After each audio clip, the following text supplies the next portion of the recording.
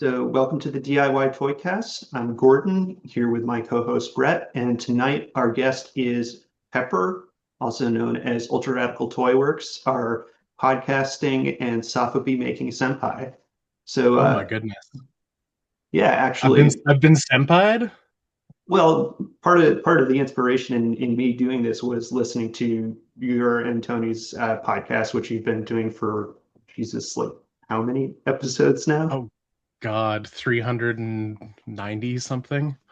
Yeah, I don't know, 8 or 9 years I think it's been going, which is crazy. yeah, long as time. But Um yeah, good to be here. Happy to be here. Yeah, for the new people who may not know who I am. I'm Pepper. I'm Ultra Radical Toy Works on various parts of the internet. I do the podcast that was just mentioned called Good Morning Toy World. Your results may vary. I've been doing it a very long time. So the disclaimer I give everyone is it's kind of just two guys talking about stuff that may or may not be toy related, but also if you're watching this show, two guys just talking about stuff is probably the vibe. So who knows, you might like it. yeah, there's definitely, I would say, some overlap in the audience. And it's been interesting listening to your conversations. I feel like you had a similar journey to me and Brett in that, like, you've collected this stuff a long time, uh, and then gradually got exposed to the more like maker focused stuff rather than stuff being put out by Hasbro or Mattel or whatever. And Mm-hmm. then eventually, you know, moved to want to make a thing yourself. And so I'd be curious, like in a sort of uh, condensed fashion, like how did you come like upon that thought process from, you know, I guess it would probably be like, how did you find out that like Sofubi was a thing, and how did you start collecting those and becoming aware that this is more based around individual artists making toys rather than like a corporation? Yeah, my story is quite funny and involves PewDiePie. um, Excellent. which Wild. is ridiculous to say those Wild. words out loud. So very early in YouTube, like opening up its like live stream like thing, um, PewDiePie did some like unscheduled, sort of unplanned, just like live streams where he was just sort of talking to the audience and his laptop, and I donated, I don't know what it was, like $10 or something, and I was like, the toys on your back shelf are like really cool. Can you like tell me about them? And he started pulling things down and showing toys and talking about toys, and there was a real headpiece Yeah. that like blew my fucking mind. And I wish my toys were behind me so I could grab, like, I have one of the same sculpt. It's not the exact same colorway, but I have one now. But I was just so enchanted by that thing that I'm Mhm. like, oh, I gotta know everything there is to know about this toy. And I just started cold DMing people on Instagram. Like I figured out, through many Googles and like Google image search and like trying to find it, and figured out roughly what it was. And then I just started cold DMing people on Instagram who were like using the hashtag and had those toys. And I don't remember exactly what the cold DM was, but it was like, these toys are really cool. Like, do you know more about them? Like, just Whoa. asking and asking and asking. And the person that eventually got back to me, because not many did, if any, besides, was my good friend Mitch. Oh, And awesome. and Mitch is the best. If you guys haven't seen him on Instagram, he goes by Mad Chill Mitch, and he's a big real head collector. Previously to that, he was a huge Transformers guy, and he's just a general toy dude.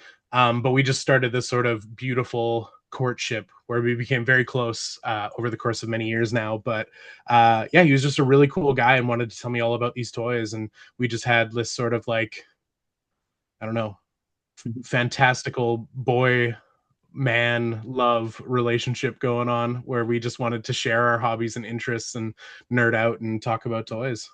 So like when was the first time that you actually got to meet Mitch in person? Like, was it at a designer con or a It show was at out? 5 Points Fest in New York. So Oh, we really? had never met face to face. We had only had like an internet relationship of chatting with one another and a few Mhm. video calls and just geeking out about this kind of stuff. And he got me into collecting Reelhead. He's like, the only way to really get it is to, go to Japan or be at an event and get toys from Mori himself, or to enter online lotteries. And he DM'd me a link to an Adam A lottery. Um, it was like in I think the toy showed up in December, so it must have been like October or November is when the lottery was. Um, and that was the first ever lottery I had ever entered for a toy, and it was the first ever lottery I'd ever won. And I was able to buy this Adam A Real Head collab. Um, and then 5 Points Fest was rolling around, and we decided to go together. So the first time we met was I got to the Airbnb that we were staying at in Williamsburg, and he wasn't there, but I went in and dropped my stuff and then hopped in a cab and met him at some random bar.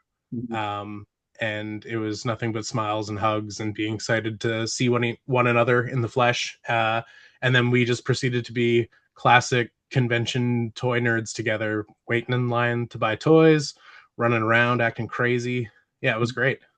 Because I feel like I don't know, that's like such a crucial part to it extending beyond just being the consumer of the thing is like having the social experience and convention experience around this stuff. And like Mhm, that's mhm. how Brett and I hooked up was at Toy Pizza Con, which is Yep. just Did like, you know, did you have a similar magical romance where it was like you got to the Airbnb, you had a big hug, and you went out to do toy pizza stuff? uh No, we met through vending. Like I had Hmm. talked to Gordon on the Discord and stuff, like that we are in for Toy Pizza, but we had just chatted because we were vending a few tables apart, and then Right, there was like the after party that Jesse was playing a show at with his right. band. So we were just hanging out. I was like, "Hey, I'm not going anywhere. Do you want to get a beer? I'll get the first round." And then we had a couple beers, and then he was like, "Have you seen Vermis?" And I was like, "No, what the fuck's that?" And then it just turned into Hell this yeah. incredible just lore dive of Right. medieval knight shit. Hell yeah. Vermis, pardon my French, fucking rules. it does fucking rule. Yeah, and like finding someone else who's into the weird hyper specific shit that you're into is like Totally. a big deal in this hobby. And Well, so like if we wind the clock way back to when I first started making toys, I was doing resin pour stuff with yeah. silicone, and that's how I met Nice. the co-host of Good Morning Toy World, Tony. Is Tony was like the only person at the event to like buy my dumb shit, and we started this bond over like learning how to do resin stuff and Mhm. silicone stuff, and then it became a long-lasting friendship. And so, Gary, since you're mentioning like the resin stuff, like how did you find out about like DIY resin pours and stuff? Oh shit. So um the first sort of like art toy that I was Yeah. exposed to that kind of blew my mind was Retro Band made um a 5 point like articulated like Star Wars style old school Kenner figure. And this Mm, was like before, I think it was before reaction was even a thing. Like this was okay. kind of like the cutting edge of like resin nerd toy nerd bullshit. And so Mhm. he made this figure of Hank Waffles from King Star King, so the waffle character from that show. And I saw it and I was like, holy, you could just make a toy, you could just do that. Mhm. And my brain melted, and then I was like, okay, I got to figure out how to do whatever that is, because that's amazing. And then in tandem with that, with like Suck Lord's resin stuff Okay. and all of the sort of resin things that were happening. And I think it was probably just like real like learning that they were made from two-part resins, and then learning how to do silicone molds and watching like tons of YouTube tutorials. Like I don't know, at the time I don't think any of them were like toy specific. It was like, prop makers and shit, and like Mhm. hmm guys who do this for like industry stuff, like explaining the math on how like tin cure resin works, and me just like skipping to the part where it's like, how long do I have to wait so I could rip it open, like um and spilling a lot of resin, making a lot of mistakes, getting a ton of air bubbles, not venting my molds properly, just like the most chaotic, workflow of, barely functional, barely passable Mhm. resin toys. But it was like, it was great. It was just one of those things where, again, very DIY. Yeah. Um, just figure it out and try to do it. And I don't regret any of it. But now that I make Sofubi and I don't have to like pour resin everywhere on my kitchen table, Mhm. uh, things have improved. Yeah. Yeah. Production's a whole new beast, though, I'm sure. I'm sure there's a whole new mess of headaches. Yeah, I mean, like the right now I'm in this weird place where to save time and money, because a big like pinch point in the pipeline for toy making for doing sofubi stuff is getting your wax done. Mhm. It is costly and it's a time sink. So like it can take months to get your wax finished and ready um, in Japan. So I don't know. I want to be able to do that myself. So soon I will be returning to the world of silicone and spilling it all over my kitchen. But this time I'll be pouring hot wax, which is way easier to clean up than like Yeah. magma hot resin that's burning a hole in your kitchen table. So Right. Yeah, that's awesome. So for Reggie, did you do the sculpt yourself then? no, the sculpt was done by two of my friends, Brennan Colm, King Hideous Toys, if you're looking them up on the Okay. internet. Um, it from my terrible drawings, Reggie was born, because they have an incredible skill, an incredible talent for sculpting. So Reggie was sculpted um, in Sculpey in clay. So Okay. the original version of him was the clay that we sent over, the fired clay to Japan, that was then turned into the wax, which was turned into the molds, which was turned into the toy. I've got one right here. Super sick. Yeah. I, Yeah. I was I was introduced to Reggie when I went to meet up with Gordon at his place. He's got a couple, so it was really cool to see them in person. I got It's a Hell sick yeah. it's a sick sculpt. I love the mask feature. That's so fun. Yeah. The mask thing turned out to be way cooler than I ever anticipated. Yeah, it like I rules. thought it It's would so work, unique. but yeah. It's really And, unique. I love it. and so what, like, I assume maybe that there's a bunch of different inspirations, but to me, having some kind of like modular element to a Sofubi piece makes so much sense if the body is going to be like the most of the mold that's going to kind of carry the cost, but then that you can change the character by giving him Mm-hmm. like just a different head. And like it's I didn't quite notice it before with a lot of when I just see photos of Sotheby, because if they're individually hand painted, they look, completely different.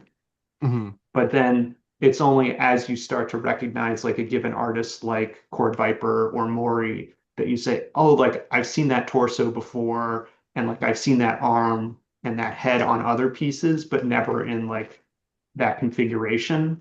So Mm-hmm. what like what made you think about having the mask feature? Yeah, the mask feature, I think, like definitely there's like a page taken out of Maury's book. Like the way his adult figure works is it's that base body, it's the head, and it's the arms or the head that are sort of swapped and are different. Or if like someone does a collab, they'll design the head or Mhm. the arms or both. Um, so I think like that definitely made me sort of see how like having multiple parts benefits the toy greatly. And yeah, with Reggie and the mask thing, it was sort of my own version of that. It's just like, well, what if this toy is not just a singular toy? Because like very easily the sculpt of Reggie could have been, the skull face just hard sculpted to that Mhm. hood, and then he's the skull guy forever. But I doing Reggie was such like a risk to me. Like I didn't know if it would work. I didn't know if people would care. I didn't know if like I was deluded in thinking like this thing that I'm making is gonna be awesome. And but Yeah. maybe I'm just insane and no one else will see what I see. My logic was like knowing how the molds would have sort of been spaced out with all the parts. I'm like, well, I'll have an entirely separate mold that is just masks. Okay. So in the future, if I want to produce more masks, all I have to do is get the masks produced, wax them, and get a single mold made for those masks. I can reuse my body mold a bajillion times and just get new masks. Or if even in the future there's a collab that makes sense, I could do collab masks on their own mold and Mhm. pull those parts separately. So it was a longevity thing. I'm like, Yeah. I can make the base body, I can make these different masks. And I always wanted to sell Reggie with 2 masks. I never want to sell him with 1. I always want him to have options so you can swap back and forth. But yeah, having those other options, and for the first mold there was 6 mask designs. It was then a longevity thing where it's like, well, in the future I can release different versions of them with different masks and swap it up, and this one toy now is 6 different toys And because of so this design choice. you just did that muscle homage, Reggie, Mm-hmm. and was that all 6 masks, or was that 5 of the 6, and there's still one That remains? was all 6 and additional one. So the first version of Oh it shit. came with, actually I have one on my desk here. Um, Came with 7 masks total. So you get an extra bat mask because the header card, which is a classic muscle homage, So good. has the black mask. Hmm. So I wanted to include a black mask, and then there's still another run of the plane coming. So I held some back for an event in the future, which is like a year away. So those will just be sitting in a box in my house for a long time. But I think I have the other. If I can fish it out of my desk here, the other header card. But I wanted to bring them to an event in Japan as well. So just the classic Hmm. Reggie skull mask on the other header. Anywho, all of that's to say is yes, all of the masks are out now. There's no painted version of the last 2 masks though, Hmm.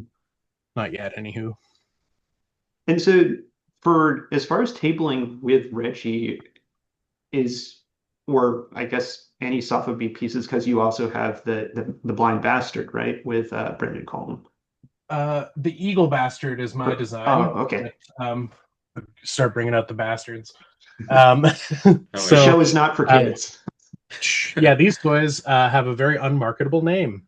Yeah, the blind bastard was Colm's head Okay. design, and they all share the same body, and that's following that ethos of like the swappable heads and all of that. The eagle bastard was my design. I love it. I love the chip in the beak. It's so sick. Yeah, the chip in the beak is pretty wonderful, and then the tiger bastard, which was Bryn's design. So Right we did on. this collab piece together and did a huge huge event in Japan where we spent, days and days painting way too many toys in our Airbnb, hoping that we wouldn't get a knock on the door from Tokyo PD.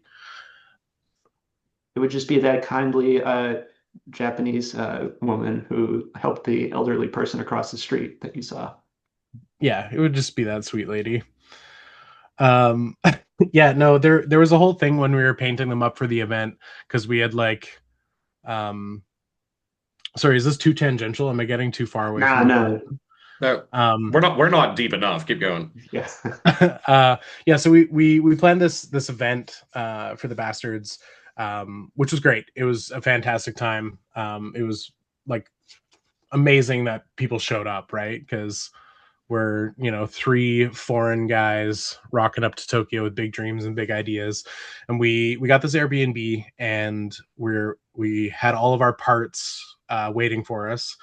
We walked in the rain to meet Corey at his place and carried these 2 giant massive boxes back to our Airbnb soaking wet, threw them in the door, and then got to work. And so we bought we bought an air compressor, and we bought a collapsible spray booth, and we brought our own airbrushes, and we took the curtains in the Airbnb and we like put them in garbage bags and taped them up.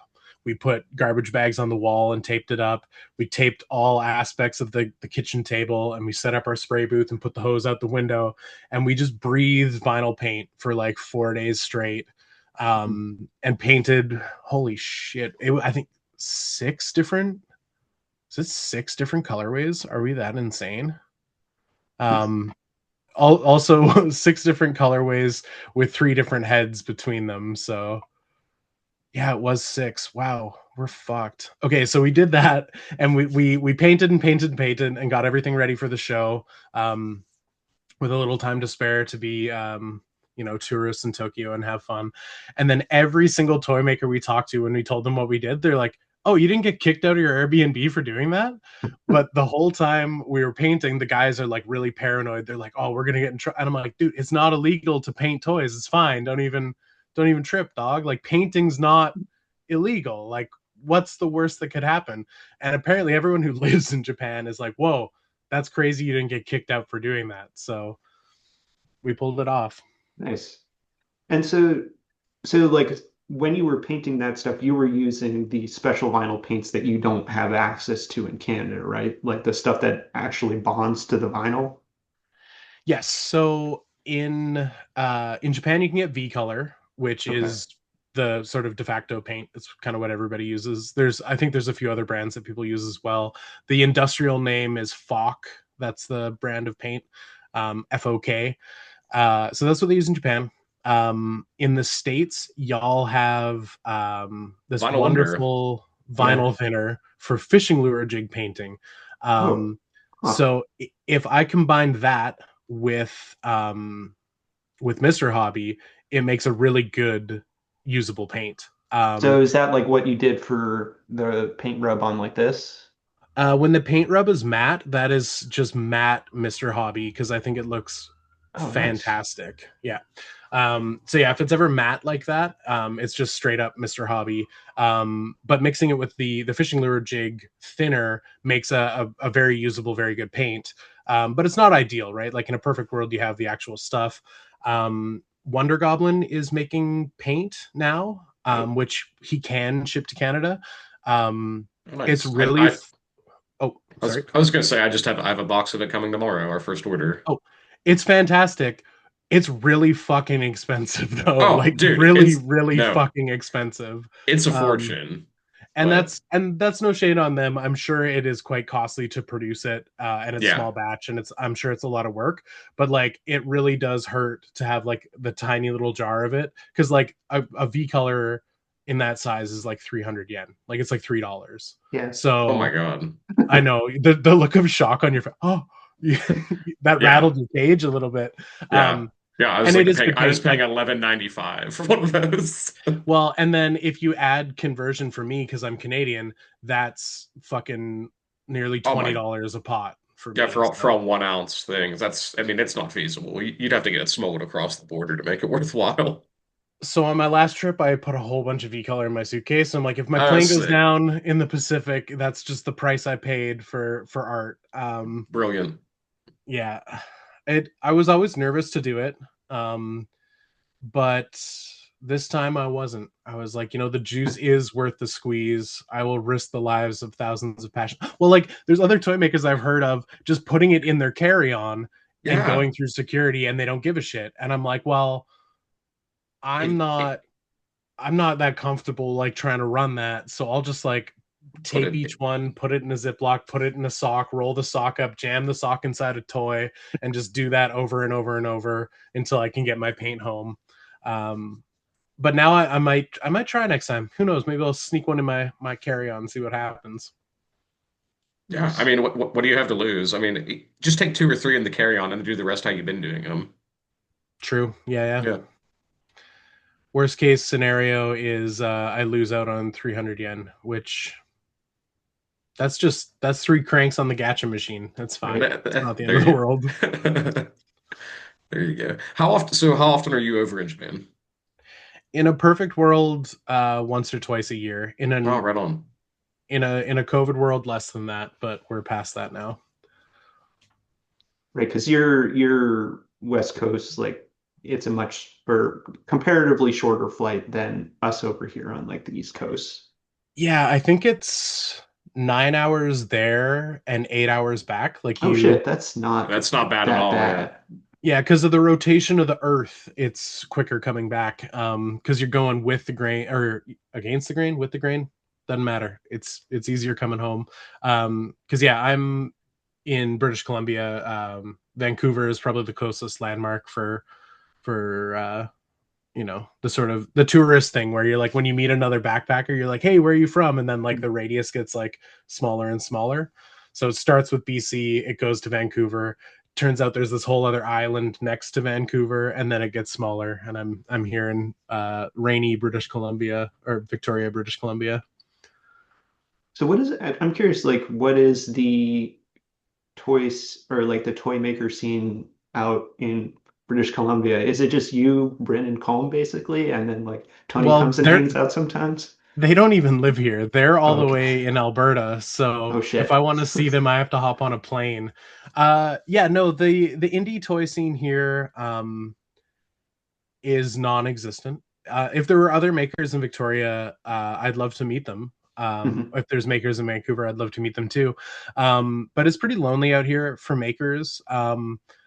Which that was actually something I was pondering a little bit about. Well, I was at work today. I was thinking a bit about it, and I think one of the things I want to instill in any listener is like, it's okay. It's okay if you don't have your people. They're out there. You just might have to make internet friends because like like even with like how I met Mitch and stuff, it's like to really find the people who vibed with the things that I vibed with. Like I had to search pretty far and wide, and like it can get lonely when you're not like in your element. And that's a thing I think about a lot when I'm in Japan as well. When I'm surrounded by other makers, it's like it's really nice to like be surrounded by the people who care about the thing that you do or do the thing that you do themselves, and like to be able to talk shop and just like get excited and get amped up. So maybe that's why things like conventions are so important, where it's Yeah, like I to think be in so. that space with other makers or other people who just gel with the stuff you gel with. Like, it can be lonely being out in the sticks, but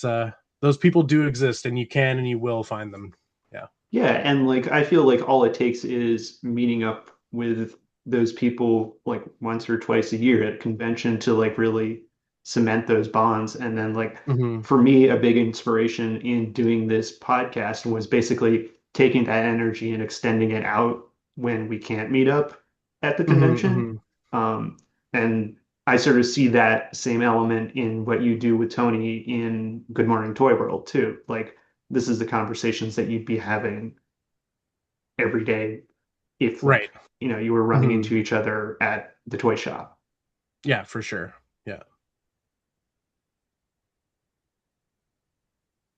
So actually I also wanted to mention or like talk about some of your other creative projects that you've done. So I took a for the thumbnail that I'll be using for this episode, I actually have the blood Oh goblin hell on yeah. it. Yeah, that is Yeah. So crazy. That's Sick. so hard. That's so I, hard. I know you have a love for dark fantasy and I tabletop role do. playing stuff. Mhm. So talk a little bit about Blood Goblin and like what was the what was the inspiration in that? What made you decide that it was a good idea to write your own RPG and do a I don't know if Kickstarter?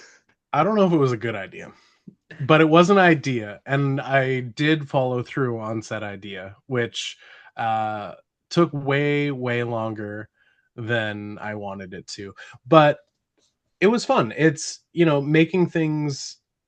It's a process, and sometimes that process is fun, and sometimes that process is arduous, and it's meteoric highs and it's meteoric lows. But yeah, Blood Goblin was like a weird, fun thing that I just wanted to do, and it's in the wake of things like the sort of indie RPG revival Mhm. that's been going on, where it's in the wake of things like Morkborg and I mean it's not the same, but Vermis, but Mhm. like that sort of realm of dark fantasy shenanigans. And I think I was just really really burnt out on like how extensive Dungeons and Dragons 5 is, Okay. and how seemingly there's no focus whatsoever. It's like this like broad stroke of like it's everything has wings or clockwork pistols, or like there's just like too much shit going on. And like maybe that's me being like, I don't like this touching like my carrots touching my peas, or like whatever's going on with however my brain chemistry works. But I was just like very overwhelmed and like understimulated by like Mhm. everything. Every time I go to play Dungeons and Dragons 5, I'm just like, what are we even doing here, folks? Like this is like we've gotten very lost in the weeds. And I was like, well, what if it was more like Diablo 1, where it's like, there's someone with a bow, there's someone with a stick, and there's someone with a sword, and we just go into a dungeon and kill the goblins because goblins bad. um And yeah, and that turned into a fun and arduous creative writing project that eventually became like just a very like simplified, streamlined like roll d6s, Hmm. um, yeah, role playing game. And I wanted to like really soak in that sort of grim dark world where everything is shit and most people suck. Um, because to me that's kind of fun. It's kind of fun, like even from experiences like playing Morkborg, it's kind of fun being in this like terrible world where like your actions are the least terrible thing that's kind of happened that day in the fantasy Hmm. world. Where like if you really look at like most Dungeons and Dragons campaigns, it's like D&D characters be out there doing terrible shit, but like because you're the main characters, no one really comments on how like All the maybe it villagers you wasn't kill and right, like shit you maybe it steal. wasn't the right move to burn that school down or like whatever it is. um yeah, yeah, Blood Goblin was a fun silly project, and I got to commission some people to do some art for it and some 3D sculpting. That was Glowing Ghost for that one. Oh, really? So Glowing Ghost And did the sculpt, and it was yeah, Johan for the sculpt. Tatus did the illustration stuff, right? Yeah, yeah, Super cool. And yeah, so, it was an excuse to like hire artists to do things while I wrote a book, and then I Yeah. didn't do that in a timely enough manner for my own personal like consistency, my own personal continuity. I was like, it took too fucking long, mhm. But you did it. but It I all did it. came together at the end. And Yeah. so I know you have like a regular D&D group that you play with, right? Yes. So have you gotten to play test Blood Goblin with your group at all, or? I did playtests with a couple different groups. Just from so I've had maybe two or three different D&D groups over the years. Hmm. And I play tested it with a good cross section of two of them. Hmm. But my current D&D group is strictly D&D. But after how much time went into Blood Goblin, it was very easy to put it on the shelf and be like, I don't want to look at you for like a year. Like, just go away, please. Hmm. Um, because sometimes it's like that. Do you ever like come to that point with the Reggie project where you have to like take a break from it, or is because you've had to put, I don't know, less like man hours in yourself, it's still sort of fresh and exciting every time you go back to it? It's definitely fresh and exciting every time I go back to it. And like every time I sit down in the booth to get paintwork done, it's such a calm and relaxing and like enjoyable experience. Hmm. And every time I sit down to do it in my head, I'm like, I don't do this enough. Um, because like sometimes the gaps in between where it's like, life starts happening and there's just so much going on, and you're like, the entire month has vanished and I did not get to sit in the booth and paint some toys. Yeah, I think every time I paint a toy, I remember why I do this. I mean, it's kind of like every time I get to like hang out in person with my toy friends, I'm like, oh yeah, this Hmm. is why we do this. um but yeah, it's crazy. It's crazy how life can just sneak up on you and then like vampire all your hours away, and you're like, where the fuck did December go? That was like a whole ass month, and I don't even know what I did. Yeah, I feel like because I've done a lot of my own sculpts and stuff. Like when I'm troubleshooting articulation, or I don't know, my one of my 3D printers is fucking up, like that Mm, can definitely kill some of the mo mood. Whereas if I can finally get the thing like printed, I also really dig sitting down and like painting my stuff. And to mhm. me, like I I enjoy the painting part. Brett, I know you try to run most of your stuff so that it's ready to go sort of as it's printed out. But like I I really like that aspect of being able to kind of, I don't know, have that final touch of, the artist's hand is directly touching the piece that someone's going to end up holding. Mm, Um, mhm. and to me, that's also, it's something that makes like Sotheby special too, because someone is sitting, even if they're using spray masks and whatever, like someone sat Mm. down and individually did all that. It's not highly mechanized and standardized. Yeah, for sure. Like there's a sort of like boutique there's a boutique shoemaker quality to like all of like toy projects, right? Where it's Mhm. like you're just doing the damn thing and it's not an assembly line, it's your own sort of process. I'm Yeah. curious. Oh, go ahead, Brett. I was going to say, not to push back on you saying that I like to have the machine do the coloring for me. It's not that I don't like to paint, it's that I sit at a glazing bench for 3 hours a day at a There dental you go. laboratory, and I do come home from work and have a family. So it's not that I don't like to paint, it's just I don't have time to do it. Yeah, Fair. fair So enough. hopefully, Yeah. hopefully the airbrushing will alleviate the hand painting later. Yeah. So currently if you do a painted run, it's brushwork. No, not yet. I just got an airbrush for Christmas. Oh, that's exciting. Hell yeah. Yeah. Shout out to my wife. Hell yeah. Airbrushes are a wonderful tool, and if you take care of it, it'll last you forever. Or if you don't take care of it, you can be like me and just constantly cannibalize an airbrush for another airbrush. Like I strictly buy the cheapest Iwata Neo. It's like the Okay. most affordable entry level Iwata airbrush there is because I break shit all the time. And like the little like it's like the valve that you press your button down on that Mhm. makes the whole thing function. It's got like rubber rings in it, and there's like a little tab. Those things break if you leave things grody and try to clean them after, or just are reckless. And so I break that thing all the time. And a new one costs like $45, but a new Iwata is like $55. Well, you can just get a So fresh. Yeah, why would you fix it when you can get a fresh one? yeah, so every time I break it, I go buy a new one, and then if that one breaks, I go to the old one and try to pull something from it to make it work. So I think I've had 3 or 4 of them. Only one is currently functional. So I just keep cannibalizing bits off this airbrush over and over and over again. That's awesome. Yeah, there's nothing better than good Frankenstein hardware. Hmm. I just I'm not mature enough to have like a $300 airbrush. That's not me. I can't have the nice Yeah. tool because I will break the nice tool. But it's Yeah. also if you think of something like an airbrush like a hammer, it's like use it until it's spent and get a new hammer. Like Mhm. that's Yep. kind of been my logic with it. No, that's good logic to have. So how did you get into airbrushing? Was it strictly just doing vinyl, or did you do anything before with tabletop? Um, yeah, it was just vinyl toys, but it then turned into tabletop stuff too. Sick.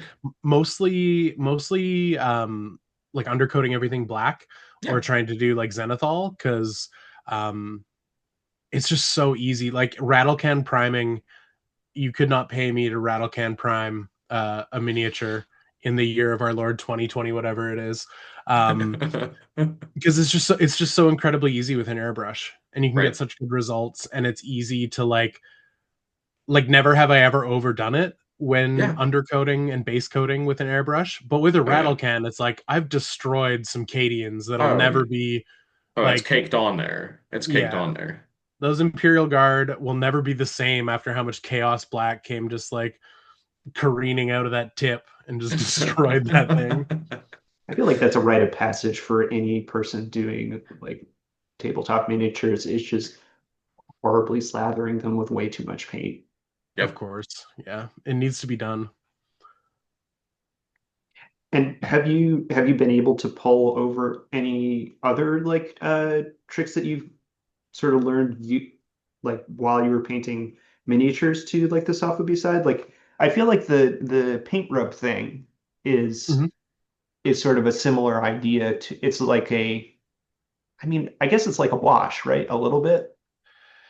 Yeah, I mean, you're you're beating back your color to sort of reveal the natural color of the vinyl underneath, but all of the paint rub stuff is again it I mean all roads lead to Mori and Reelhead, like such a sort of, iconic tastemaker of a toy maker, and like just like the sort of skills and the presentation of his toys, like the rub is something I just really learned to appreciate from various toys of his. um and then once I did it well, I was like, oh yeah, like this is kind of everything. Like I kind of want, and like just the way it catches out details and it brings depth to something that like might otherwise sort of feel a bit flat Hmm. without paint on. It's just like, yeah, it feels good. It feels good to bring out the, you know, the levels, right? Hmm. No, it's a great way of sort of highlighting a detailed sculpt. And so I'm hoping, you know, Brett and I are planning to try to do our own piece. And Oh, my he hope looks is great. this is a 3D print. This is not yet a full production thing, but Right. I wanted to print these out and just do some test painting in acrylic paint.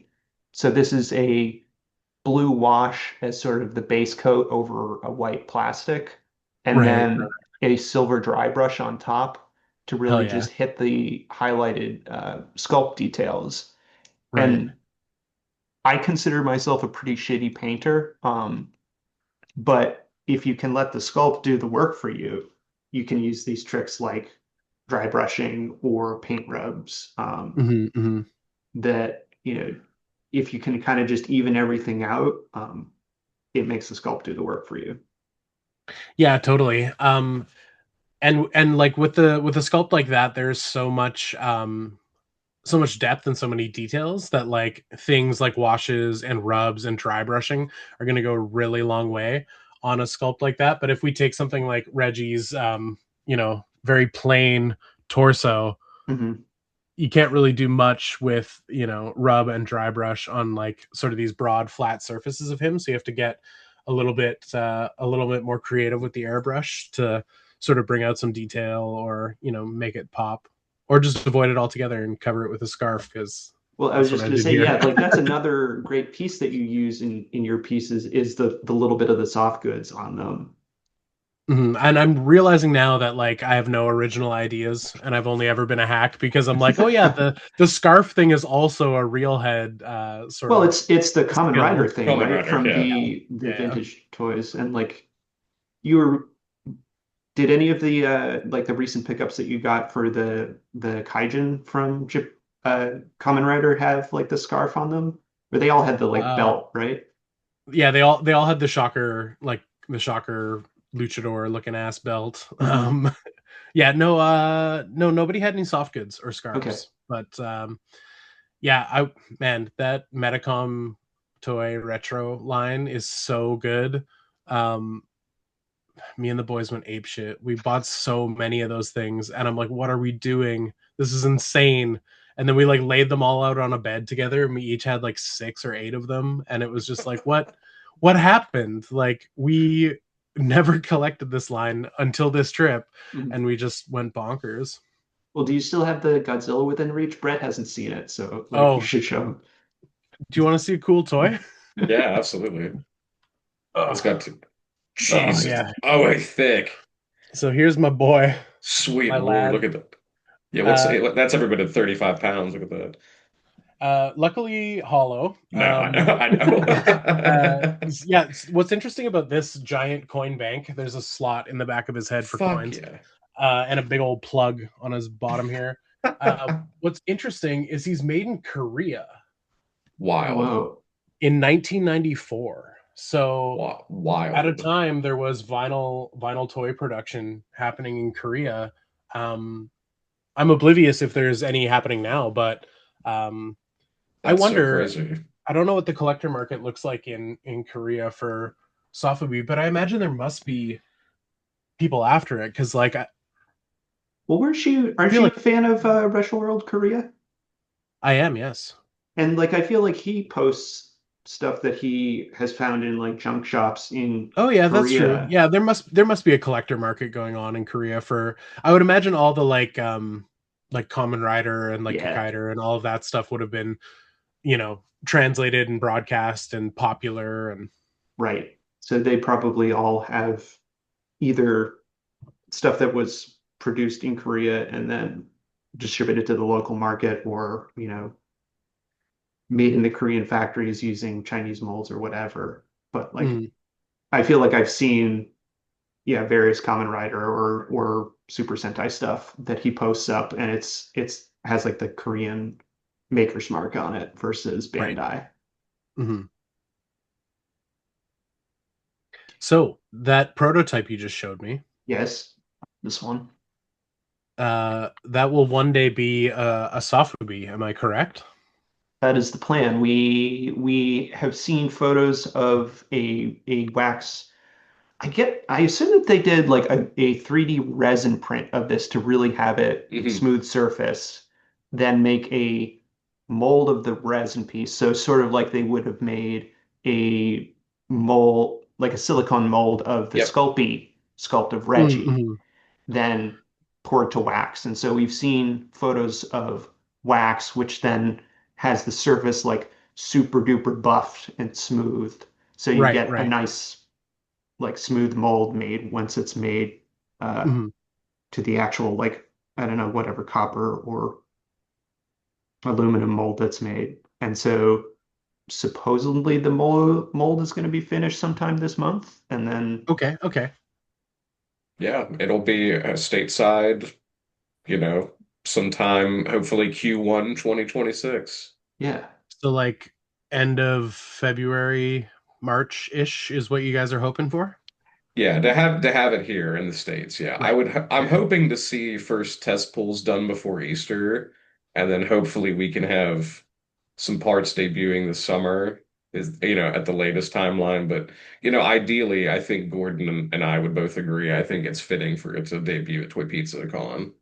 yeah, Hell yeah. and we did a head swap. So this is, Yeah, my the cursed basic armor. head, and then And then I have here's, Brett's got the unpainted version of the yeah. that's his Oh character, the hell yeah. Veilgast, Yeah, and this that's is the my painted version. yeah, this Hell yeah. helmet. Yeah, Gordon did the sculpt on everything, and then this helmet is sculpted by Kenneth West of Saint Sin Okay. and Circus Tents Productions. And Gordon was kind enough to let me tag along on the adventure of the Cursed Armors production. Hell yeah, that's amazing. They look great. Yeah. Yeah, I'm pumped. It's gonna be sick. I I need one. Yeah, it's gonna go crazy. I can't wait. Yeah. I'm so me and Gordon are very jazzed. If we don't sound jazzed, we are, but we've just been If you hyping each need other about it anyone every to day. take photos and help you out, and I'm happy to help. Absolutely. Absolutely. Um, Well, that would and be this isn't huge. just me being a selfish toy nerd, being like, I want one to put in my case, and I'll do anything to get one. But it might be like a little bit of that. But yeah, Yeah. if you guys need anything at all help wise, I'm happy to help and facilitate. I feel like I've extended that offer in the past as well. So if you guys ever need anything. No, we would love that. And it's a great excuse to get him up into the Great White North. Yeah, Yeah, I mean, I with all the detail and all the talk of like rubs and brushes, I'm like, now I want to paint one. Yeah. That's what I'm talking about. yeah, we'll see if we Yeah. can get you a blank. But Hell I yeah. also feel like part of the reason that I wanted to have you on is like you're operating much more in like the Sofubi sphere and like you Mm, have lots of Sofubi friends, whereas Brett and I are sort of our universe is based around Toy Pizza and Jesse's friends, and also lots of US based garage makers who are doing stuff right. either Yeah, in yeah. resin or 3D printing. Um, And like the Goliath community, yeah, Yeah, yeah. or like guys that do like I run in a lot of the circles of guys that like do 1/18 scale like sci-fi world building, like Empire Right, Toy right, Works right. type guys that like mock Right. that. Yeah. That's like my vibe too. So our stuff, like our scene is so much different than the soft vinyl scene, which is almost hilarious that we're like, let's just dive headlong into it. Fuck it. We don't do vinyl. We'll do vinyl now. Right. Yeah, no, but that's awesome. That's part of the journey of like being an artist and trying to work in different mediums and exploring like the things that excite you and interest you and like I don't know. I think it's fantastic, and hopefully, the people who are already fans of the stuff you do think it's fantastic as well. And hopefully, it like reaches a broader audience of just Fubi guys. Because, like, I don't know, like I know the sculpt from, your other toy designs and like the cursed mhm. armor, and like it's a great sculpt and the sort of like proportions of that sort of slightly squat version of and a little bit broader like I don't know, I think it translates really well into a sofubi piece. I think it's gonna be really cool. Thanks, dude. Yeah, I'm Mhm. excited, and my hope is that we can kind of operate in I don't know a bridge area where it's relatively affordable. I feel like um, Mhm. part of the difficulty, even for me, of the Sotheby scene is like if you want, like, would you explain what a lotto is and like how that Yeah. operates? Because Okay. I feel like So that's a very To our hyper Americanized audience that right. only likes Hasbro products, explain to me a lotto system. so a lotto system. Let's take this Reggie for example. If I were to sell said Reggie, because my batch size is not huge, I have more customers and more people who want to buy it than people who can buy it. So, say for example, I'm doing 30. Hmm. If I have 30 Reggies and 100 people want them, uh, the lottery is the most reasonable way to get those toys into people's hands. And so you create like a form, like a sign up sheet, and whoever wants to enter would write in their name, their email, their shipping address, blah blah blah blah blah, all of their information. They would submit an entry into the lottery, and then when the lottery period closes, um, I would use a random number generator to pick 30 people from that list, and those people have won the lottery. And the exciting thing about a toy lottery is when you win, you get the prize of paying me for a toy. So you don't get a free toy. You get an email invoice being like, "Yo, pay up. I've got a toy for you." And yeah, so the winners get emailed. They would then, PayPal the money or whatever system people use, and then I would ship out the toys. So typically, for my sort of method, I'll paint up my Reggies. I'll get them prepared. I'll post my photos. I'll open up the lottery period, and while the lottery period is happening, I'm packing my orders. So I'll have however many I made. We'll go with 30 as the example. I'll pack all 30 boxes and get them stacked up and ready to go, and everything in there. And then when I draw the lottery, everyone gets billed. Everyone starts paying up, and as people pay up and I receive the money, I cross them off my list, print out their shipping label, get it all done up. Sometimes I'll run because usually I give people about a week to sort of settle up. Um, if I have a bunch that are like people are paying day one and they're ready to go, if I have a bunch, I'll do a run to the post office. And then once it's all closed up, send them all out and then repeat the process. Make more toys, sell more toys, do more Okay, Super, lottos. but super sick. how do the popsicle sticks figure in? Okay, so if you're doing a lottery in person, that's an online lottery. If you're doing a lottery in person, you draw popsicle sticks, um, and those popsicle sticks tell you where in line you are to get to buy a toy. So, for example, for Mori's shop in Japan, if you are able to go to his shop, you would draw a stick, and your stick will have a number, and it'll also have a time. Um, the time thing is new. He didn't used to do this. It used to just be you line up in order. But the time is like when you should come back because he's spacing everyone out and slowing it down so there's not like a huge mob in front of his shop. So the sticks are your place in the line to get into the store to buy a toy of all the different varieties until they're sort of gone. And at an event, a lottery might work different in that you are given a number. There's three different versions of lottery. I guess I'm just realizing now. So the internet lottery we've covered, the in-person lineup lottery we've covered, and the in-person big event lottery is you draw a number, everyone draws a number, and then whoever's running it also draws those numbers, and they say come back at noon, and then they awkwardly write those numbers on a piece of cardboard and like stick it up on a pillar in the Anaheim Convention Center, and the people who have that number are allowed to come up to the table, show their number, and then purchase a toy. um, and that's another case of there's 200, 300 people who want this thing and there's 10 of them. Hmm. So that's the sort of only fair way to sort of do it. And it's exciting, but it also sucks because sometimes you really want a thing and then your number does not get drawn and you don't get that thing. Um, but that's yeah, it's part of I guess maybe the sort of slot machine aspect that's like satisfying in your mind where it's like, "Ooh, I could win a thing." And by Hmm. win, I mean get to buy a thing.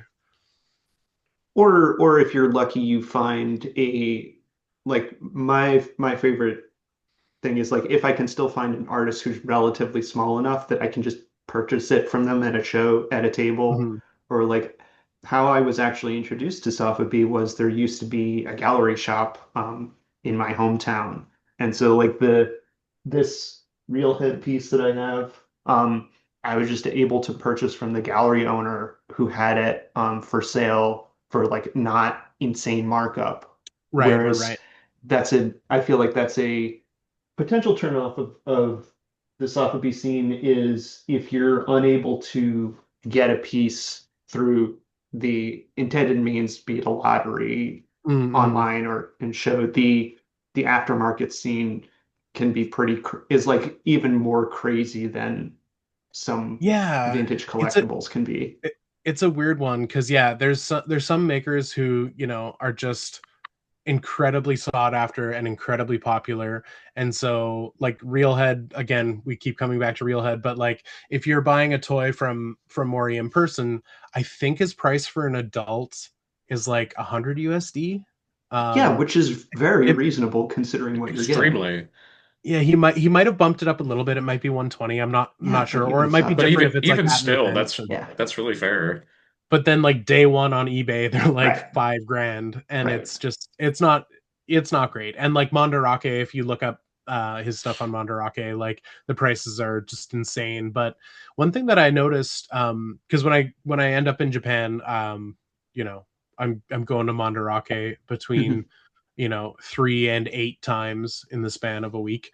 Um, is that it moves though. Like there is a market, like a real thriving market of people who are willing to pay whatever that price is for that thing, which really blows my mind because like, this $120 toy or whatever it is by no means should be $3,000, Right. 5,000, 6,000, whatever it is.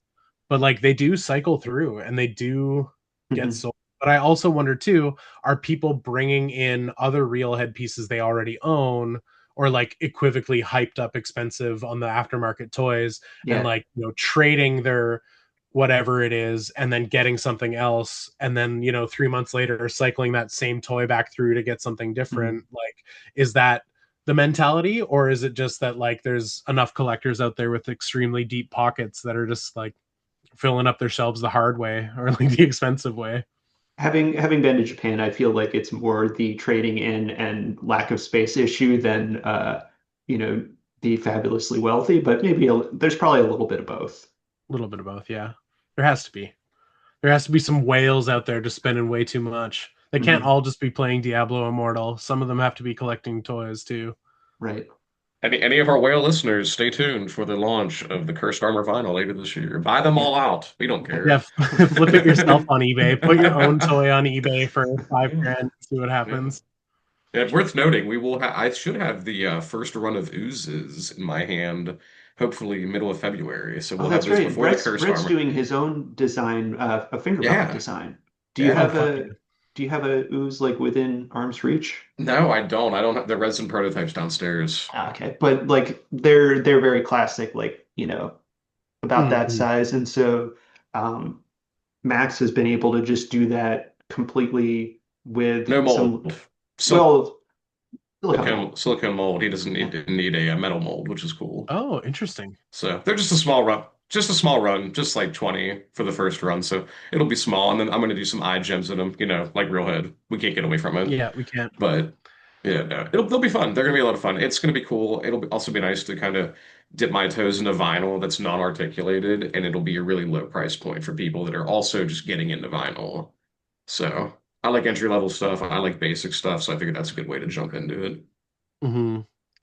Yeah, I think like having sort of a breadth of like things to offer is good. Like I Yeah. think I think not that I have anything in the pipeline currently, but like I think I aspire to have some sort of, like finger puppet size or like little Mhm. pocket size because you can fit like six of those, Right. eight of them if you do it just right on a mold. Yeah. Which would be a nice way to have something sort of cheaper to offer because Reggie's price point is 100 USD. Um, and more now in this economy, $100 is a pretty big ask. And like, Yeah. I mean, people want to collect the cool things that they care about, but they also don't want to break the bank. And it would be really nice to have sort of something smaller to offer at that sort of like $20, $30 or less price point, Mhm. to get just more stuff into people's hands and more neat toys going on. But we'll see. Yeah. Um, It's insane that like the having a sofa be made has become the more like affordable route to get a produced toy to me than Doing like a because we're Kickstarter or like yeah, factory production, it's wild. It's I so mean because crazy. we're Brett and I collect so much Glyos stuff, like to me that's Mhm. the default if you're gonna have your own independent toy made, like that's the form it would take. Right. But it's actually this entire like separate subset of the hobby that's sort of more accessible for first time Yeah. makers. Well, And like this, I picked this up from the Craftsman Study Craft, and this was like 30 Mm. bucks. And his, I Right. mean, his skull, it's so good, but he, it's, I mean, and that, he's doing it in his garage. So, Mhm. but it's very affordable for what he's doing. So that's kind of what Gordon and I are shooting for is affordability.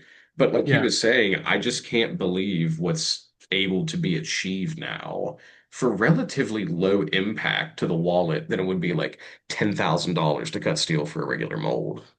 If you're going to do like PVC production toys, and that like 10,000 is probably like a 5 years ago price. Right, right, right. Is that something that both of you would aspire to? Like, would you like to make a Glyos toy? Is that like a Fuck, dream project? yeah, yeah, I fuck mean, yeah. Yeah. Yeah, the cursed armor in vinyl, the cursed armor in Glyos, the cursed armor produced by Marauder Task Force with 64 POA to 118 scope. No, I'm just kidding, but yeah, although I will say for me, like my aspirations are definitely shifting as the 3D printing gets better and better. And like yeah, now that we're able to use flexible materials to mimic, mostly what a Glyos toy would be, just hmm Mhm. out of our own garages and homes, like Mhm. I don't need to have a minimum order of 10,000 units. I can just right. run 10 of 10, these, Right, yeah, and right. then Yeah. as I run through them or as I get sick of them, I'll just keep cutting the price until they move out of my condo and then make the next batch. And it also lets me iterate on designs and sort of switch stuff around. But I do think there is something about the presentation of a soft B piece of like the finish and Mm. just the tactile feel that to me it's worth the like extra effort that it takes to Right. have it being Yeah, produced yeah. by somebody else. Like I to me this is the financial threshold is or thing to overcome is low enough and the like resultant jump in quality is high enough that it's worth Mhm. it to me. Whereas the at this point, like unless I again as Brett said, like won the lottery, yeah. the amount of money that you'd have to raise through whatever fundraising platform to get a injection molded action figure made at this point, I don't see the return on an investment in quite the same way. Right. No, Yeah, yeah. I don't either. And while I do say it's a dream of mine to like aspire to that one day, I've seen so many Kickstarters since COVID just not they've gone unfulfilled. And we're coming up like we're on year 6 now on some of these because the costs have just gone astronomical between tariffs or shipping changes or factory issues. I mean, it's just like, I don't, neither of you are probably like big like G.I. Joe guys like I am, but like Marauder Um, Task Force just had their Vietnam line, Mhm. and that line's still not out yet. That Kickstarter's not fulfilled, and that thing raised almost $300,000, and it's Right. still not done. And it's just, but then it turns into how much stuff was in that. There's like 15 figures. That is a huge breadth of an operation. Whereas Right. we can just get a mold done and be like, all right, we're gonna get 40 pulled. That'll last us the year, and that's it. You know. So it's Yeah, just it's it's apples. It's still toy production, but it's apples and oranges, right? yeah, I wonder too if just yeah, like the window has kind of closed on some of that cheap Chinese production. It absolutely has. Yeah. I think so anyway. I mean, if you look at the cheap toys that are sold now in retail, like if you buy any cheap like kid-focused stuff from Hasbro, it's all stamped Vietnam. Cheap Chinese production's done. I'm sure Right. the molds are made in China, but all those factories are owned that they're all in Vietnam now. Interesting. Yeah. Yeah. Vietnam's no longer just for Chap May, I guess. Yeah, which where I'd love to buy it. I love Chat May. Where's it at retail? Bring it back to Big Lots. Man, yeah, toy shopping has changed a Hmm. lot. A lot over the years. Yeah. Yeah, I think I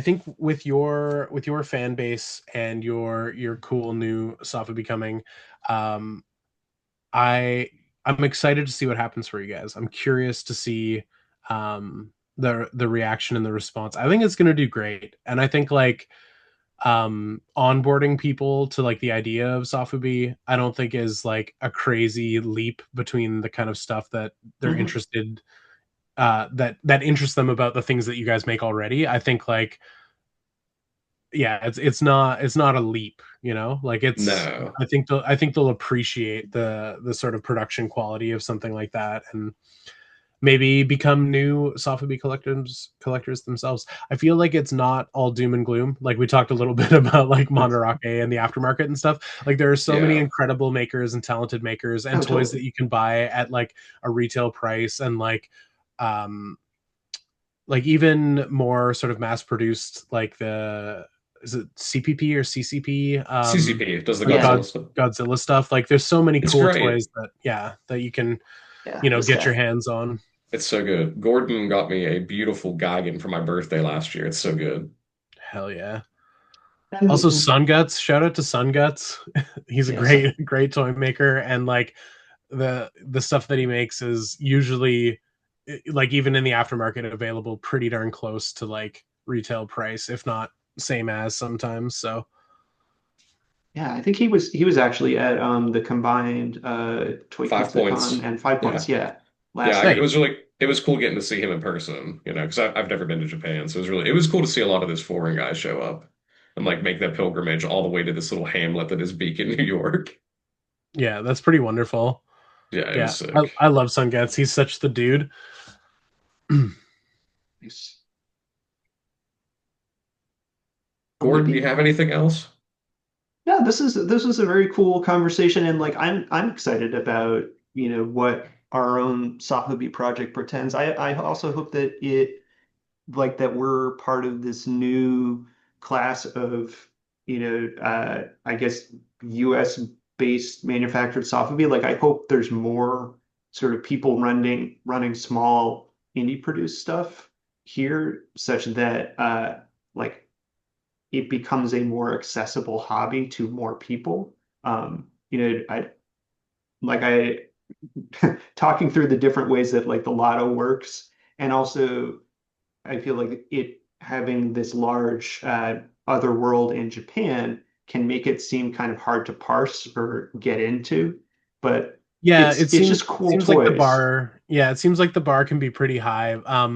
Yeah, from your last episode, you guys were talking about kind of how like the old internet used to be and how you had to be Yeah. really invested to like, find the shit that you wanted to find. I feel like Sofubi is kind of like that, where it's like you Yeah. have to do a lot more legwork and the sort of instant gratification of like add to cart, checkout, free shipping. Like Mhm. that's not what it is. It's a little bit more of the journey was the toys that we got along the way or whatever. Like you've Yeah. got to put Yeah. in the legwork to get like the cool Totally. thing that you're excited about. But Yeah, I but think that makes the more, quest worth it, right? yeah, but I think lowering that bar for entry is probably a good thing, and like having it more accessible to people is probably a good thing. And like, um, yeah, I think we're on a beautiful new horizon of cool, new, and exciting toys made by makers such as yourselves. Oh yeah. Well, I couldn't think of a better note to end the episode on. So, um, Pepper, where can people find your various works on the internet? It's time for me to plug my shit. Yes, plug your Yeah. shit. Plug away, Yeah, King. yeah. If you want to spend more time listening to two dudes talk about stuff, you could find my podcast, which is called Good Morning Toy World. Yeah, it's on all of the things that stream podcasts. It's just an audio only experience. Me and my friend Tony talk in hour-long chunks about all kinds of nonsense, incredibly vulgar, incredibly silly. but I think it's a good time. So yeah, you could check out Good Morning Toy World. If you want to find me for my toy making stuff, my website is welovereggie.com.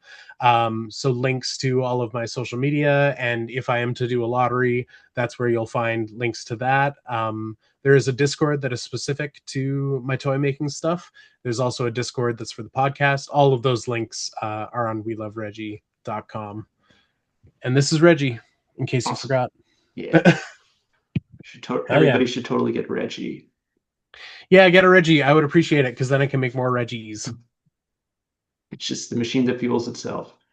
Brett. That's true. It's the perpetual Sofubi machine. Right. What plugs you got? Nothing. No, goblintoyforge.com. Go check it out. Goblintoyforge.com.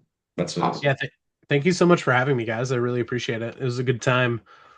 Oh yeah, no, this has been a pleasure, and we want all sorts of makers to come and talk with us. So I'll just plug my shit, which is you can find me here on YouTube. I'm Vladimir the Badmir doing the DIY Toycast, and you can find me on Instagram also at Vladimir the Badmir. So until next time, thank you and catch you later. Peace.